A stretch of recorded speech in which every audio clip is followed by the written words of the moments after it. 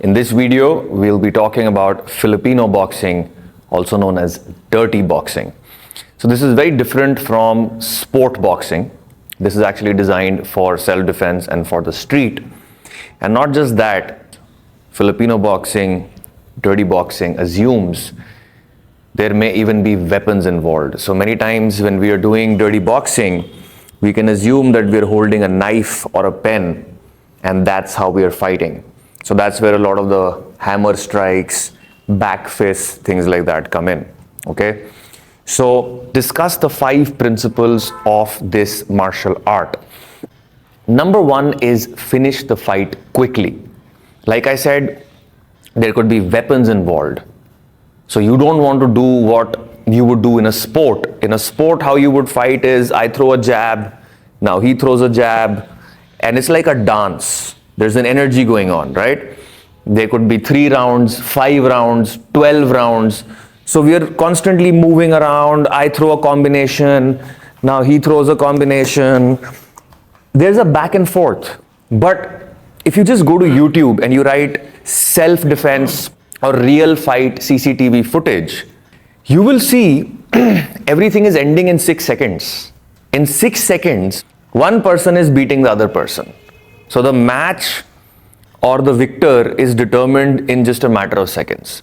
And even if you think back to your memories of school, college, wherever you've seen a real fight, is there a back and forth happening for 10 minutes? Obviously not. In just a matter of seconds, one person is dominating the other person, right? So that's the energy we want in Filipino boxing.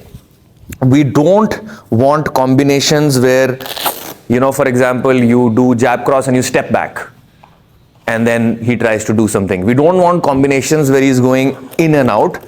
We just want forward pressure because we want to dominate and finish the fight in a matter of seconds. So very simple example could be 4 straight punches and grab my shoulder, 2 knees, 1 and 2.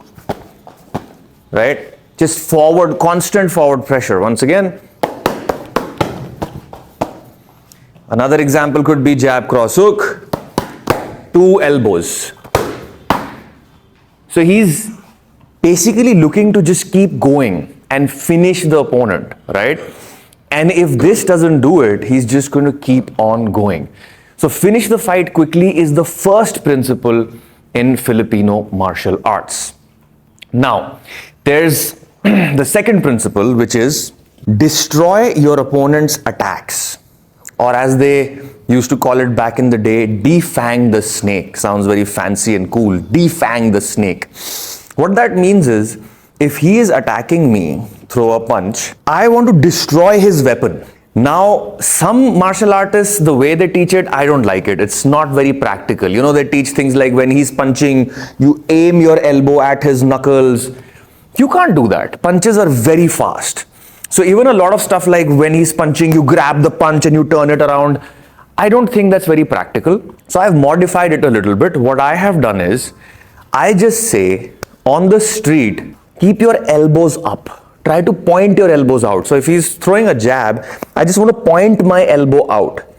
I could even do a normal parry like I would. But as I do the parry and as I move my head out of the way, right, I also bring the other elbow up. So one more time. So I'm just trying to catch or guide his fist into my elbow. And even if that doesn't happen, I'm just bringing my elbows up as a movement, as a defense. Because let's say he throws a wild haymaker from the right side. If I have my elbow up, I'm covered. And if I go all the way into him, it even becomes a weapon like a spear. So to communicate this principle in another way, even your defenses are attacks in Filipino boxing. We don't want any wasted motion. So I don't want to do a defense that I would do in classic boxing, like I step back or I slip. All that is there and that has its uses, but it's much better for me to defend in a way where I am also attacking him, right? I am also getting in with my elbow or guiding his fist towards my elbow, things like that. Now the third principle in dirty boxing, in fighting in general, is flanking. So flanking means getting an angle on your opponent. Jab, cross, hook. Now look at where he is. I'm here and he's here. He has his whole body pointing at me, all his weapons perfectly lined up, and I'm here. So this is just one way to angle out. He can angle out in many different ways. One could be jab, cross. He angles out, and then again, very good, like he did, he can attack my knee and do many things. So we don't want to just stay in front of our opponent all the time. We want to find angles of attack where we have all our weapons available, but our opponent does not have all his weapons available. Now, the fourth principle is trapping. So trapping means actually grabbing the other person's hands and restricting their movement just for a second. So if I have my guard up and he needs to attack me, but he's not able to, because in a street fight, many times when you connect one punch, the person could go like this, just completely covering their face, right? So if I have my guard up and he's unable to attack me, he can pull my guard down. So you could use your left hand to pull my guard down and then land a punch. So once again, and land a punch, right? So this is a very simple basic example I'm giving you. We can make it as complex as we want. So we can go jab, cross, pull the guard down, and cross or overhand. And there are many ways to trap, many ways. So he could just grab both my hands, push them into my chest. This is also very good.